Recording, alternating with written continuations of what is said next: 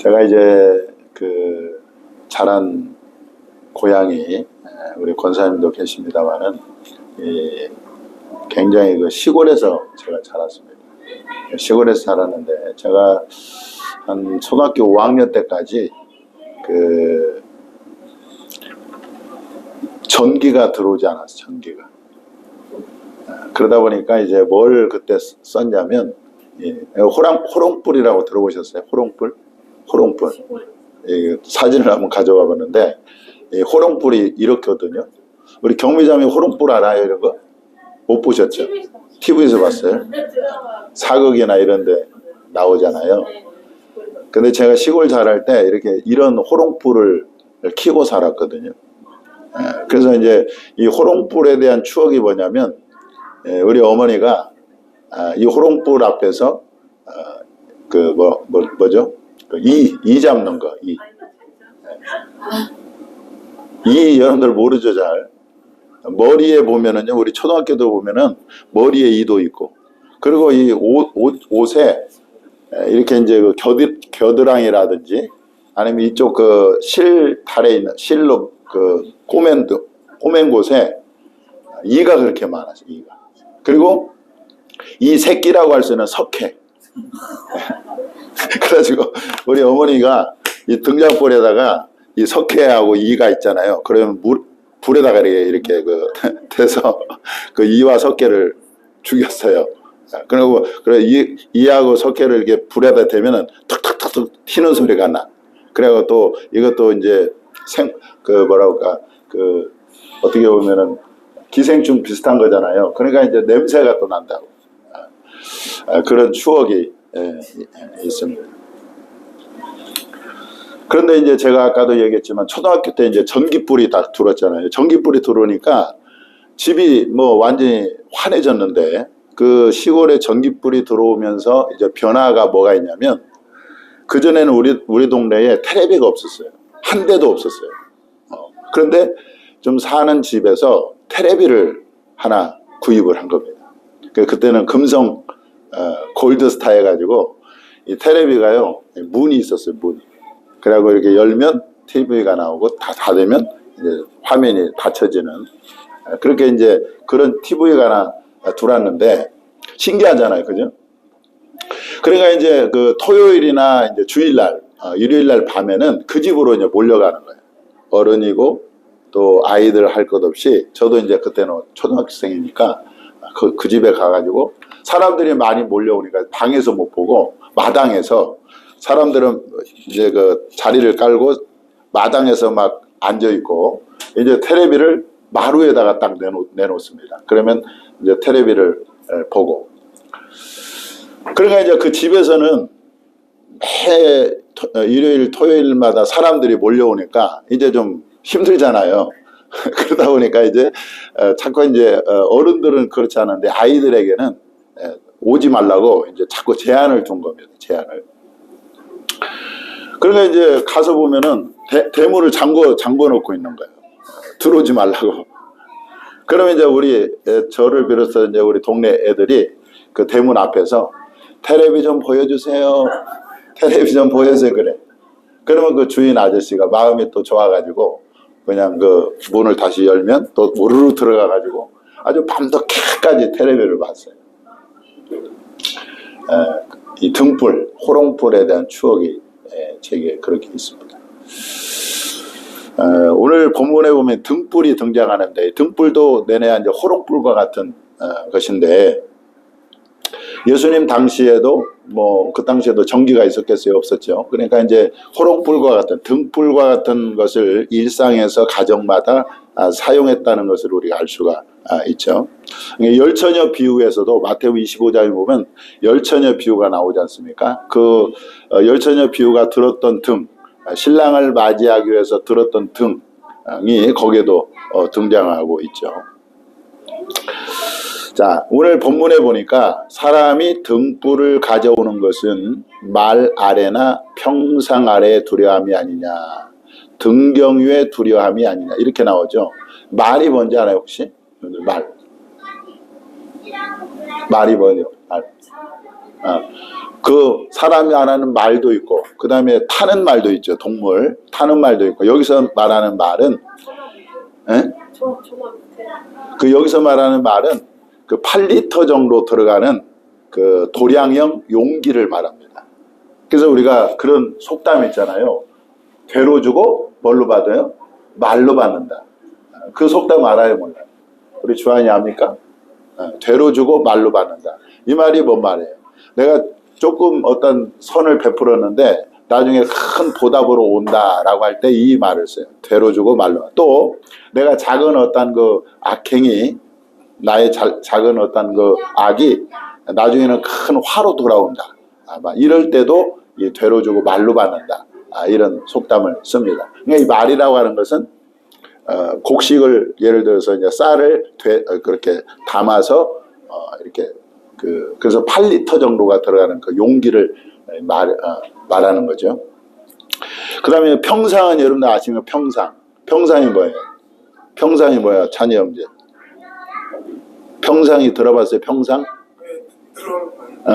시골에 가면은 마당에다가 평상을 이렇게 놓습니다. 그래서 여름에는 그 평상에 앉아서 밥도 먹고, 그리고 여름에는 평상에 누워서 자기도 했습니다. 더우니까. 그 평상을 말하는데, 그런데 이제 말 아래, 그렇게 이제 곡식을 그 8리터 정도 들어가는 그 용기나 그 용기의 말 아래나 평상 아래에 등불을 두지 않고 어디다 둔다는 거예요? 등경. 이 등경은 뭘까요? 등경. 우리 지혜는 등경이 뭐 같아요? 등경.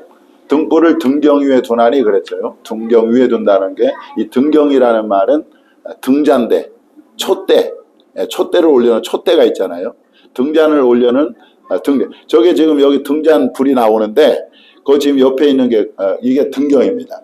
등잔불을 올려놓는 등잔대가 등경입니다. 등경. 그래서 등불을 이 등경 위에 올려놓는 이유는 온 집안 구석구석 비치게 하기 위해서 그렇게 등경 위에 올려놓는 것이죠. 자, 등불 비유에서 우리는 무엇을 어떤 교훈을 얻을 수 있느냐? 여러분들, 등불, 오늘 본문에 나오는 등불은 뭘 의미하느냐, 뭘 상징하느냐? 다윗이 이렇게 고백합니다. 사무엘하 22장 29절에 보니까 이렇게 나옵니다. 한번 읽어보겠습니다. 시작. 여호와여, 주는 나의 등불이시니 여호와께서 나의 어둠을 밝히시리다. 그러니까 예수님이 말씀한 이 등불이 뭐라는 거예요? 하나님이라는. 이 등불이 바로 여호와라는 것입니다. 그러니까 하나님은 어떤 분이시냐라고 할 때 어둠을 밝히는 등불이라는 겁니다. 여러분들, 다윗이 여호와는 나의 등불이라고 고백했던 것처럼 저와 여러분도 하나님을 나의 삶의 등불로 삼으시기를 바랍니다. 자, 등불을 등경 위에 둔다고 말씀하고 있잖아요. 등경 위에 둔다.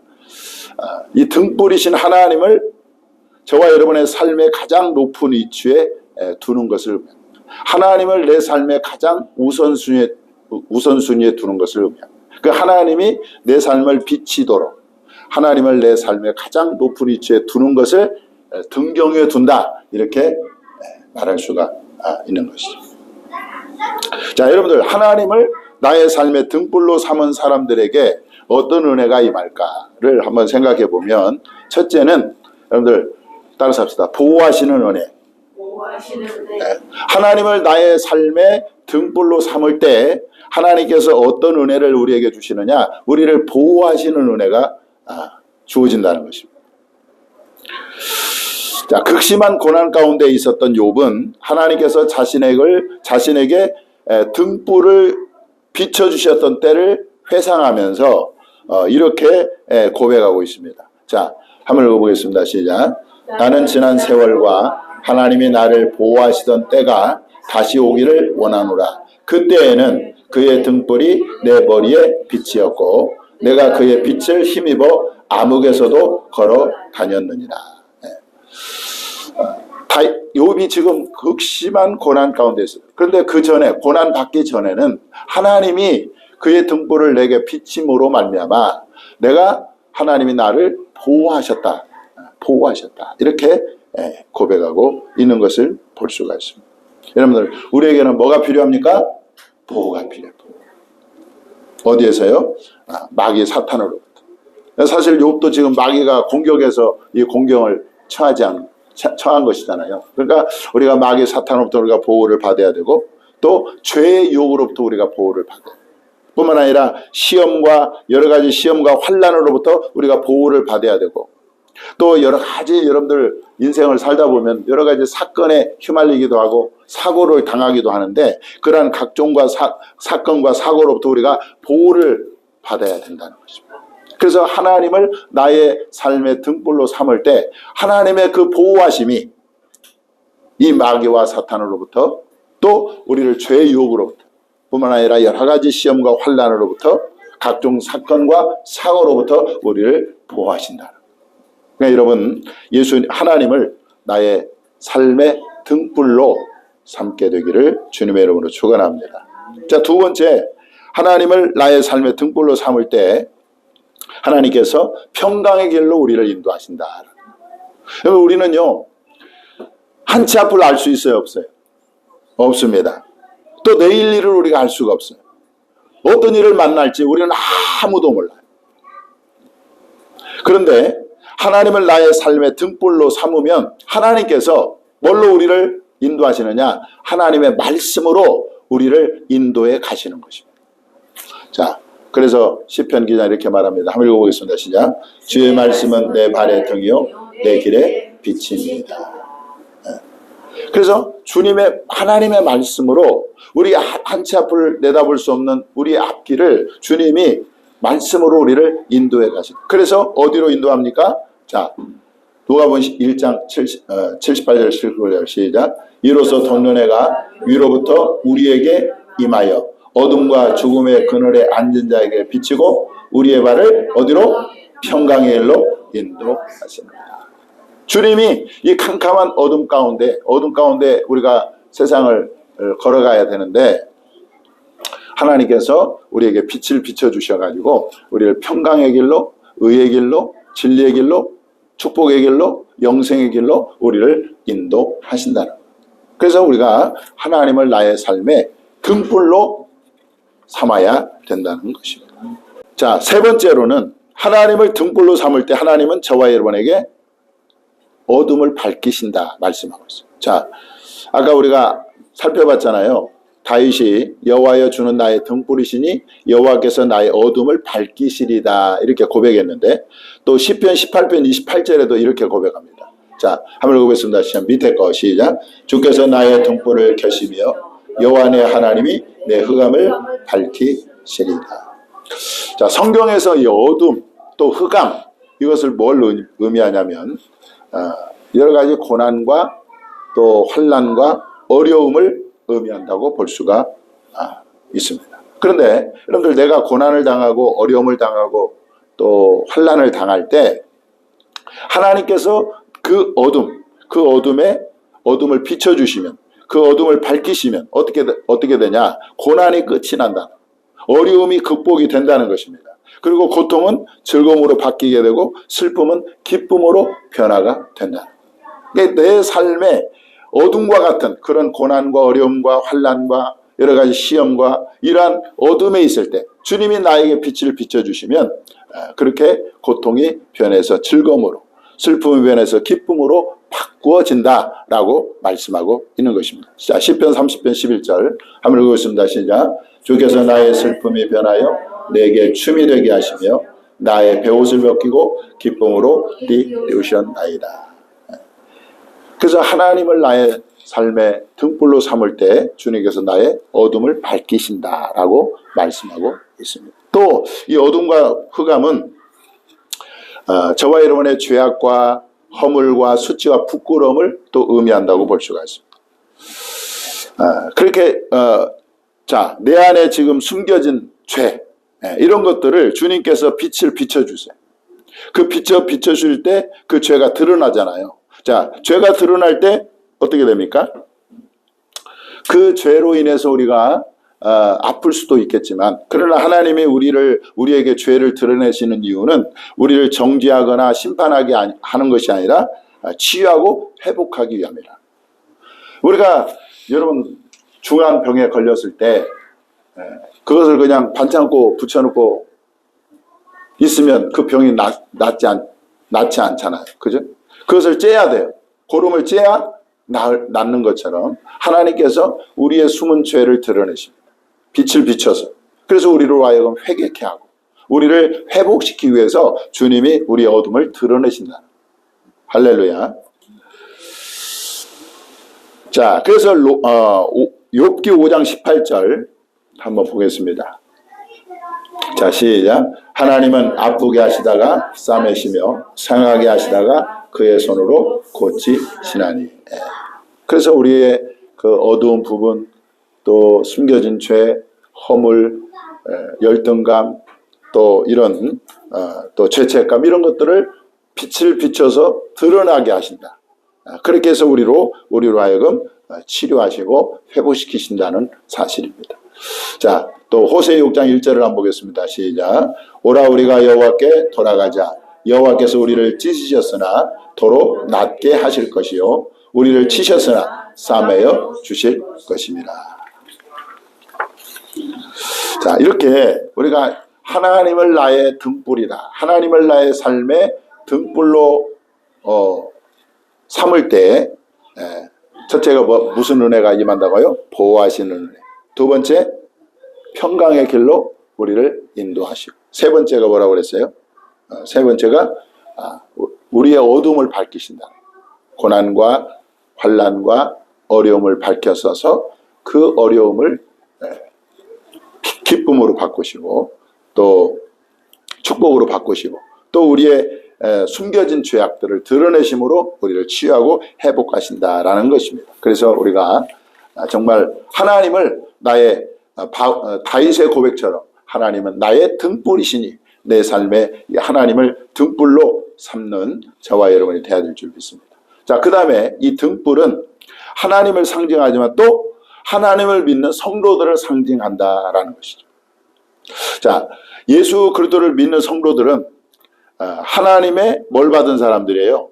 빛을 받은 사람, 빛을. 하나님의 등불을 받은 사람들입니다. 요한복음 12장 36절에 보면 예수님이 이렇게 말씀하셨어요.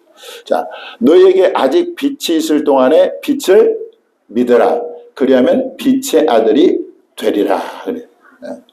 그 빛이신 예수님을 믿는 자가 빛의 아들이 된다. 그러니까 우리는 예수를 믿는 사람들은 예수님의 빛, 하나님의 등불을 받은 사람들이기 때문에 그래서 예수님은 예수님을 믿는 사람들에게 뭐라고 말씀하시느냐? 한번 읽어보겠습니다. 시작. 너희는 세상의 빛이라. 산 위에 있는 동네가 숨겨지지 못할 것이요 사람이 등불을 켜서 말 아래에 두지 아니하고 등경 위에 두나니 이러므로 집안 모든 사람에게 빛이 느니라.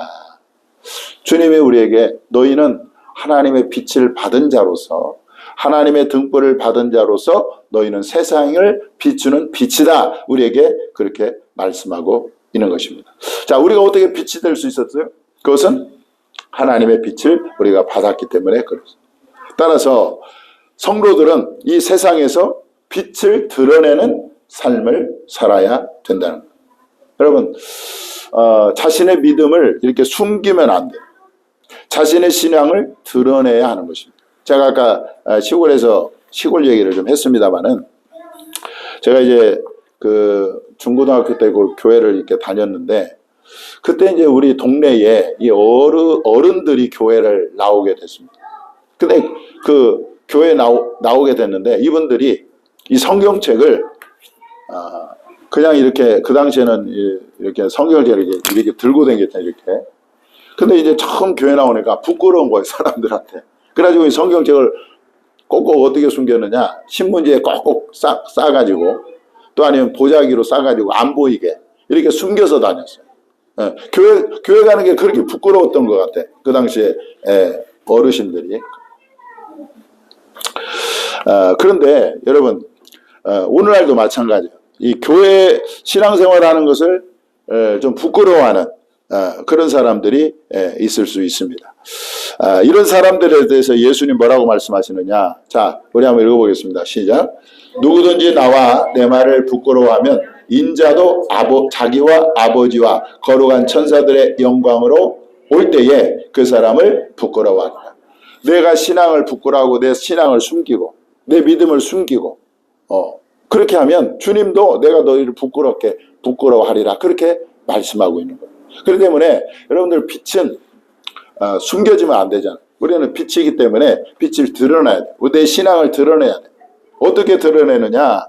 자, 마태복음 5장 16절에 이렇게 나옵니다. 자, 이같이 한번 읽어보겠습니다. 시작.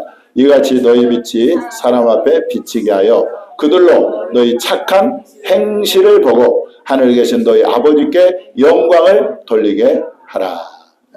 어떻게 우리를 빛을 드러냅니까? 어떻게 내 믿음을 드러냅니까? 착한 행실을 보고 너희 빛이 사람 앞에 비치게 하여 그들로 믿지 않는 사람들로 너희 착한 행실을 보고 하늘에 계신 너희 아버지께 영광을 돌리게 하라 그렇게 말씀합니다. 그러니까 우리가 내 믿음을 드러난다는 것은 내가 예수 믿습니다, 교회 다닙니다 이것도 있지만은 나의 삶의 태도 그 태도가 어떤 태도입니까? 자 여기 보세요. 자 너희가 전에는 어둠이더니 이제는 주 안에서 뭐다? 빛이라. 빛의 자녀들처럼 행하라. 빛의 열매는 뭐예요? 모든 착함과 의로움과 진실함에 있는. 그러니까 그리스도인들은 그야말로 착해야 되고 뿐만 아니라 의로워야 되고 진실해야 되고 정직해야 된다. 이런 삶의 모습을 통해서 내가 나의 신앙을 드러내는 것입니다. 세상 사람들과 같이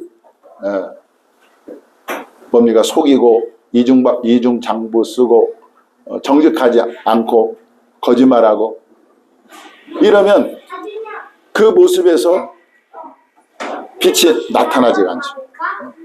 그렇기 때문에 우리는 빛으로서 빛을 드러내는데 그 빛을 드러낸다는 말은 내 믿음을 드러내는 거죠.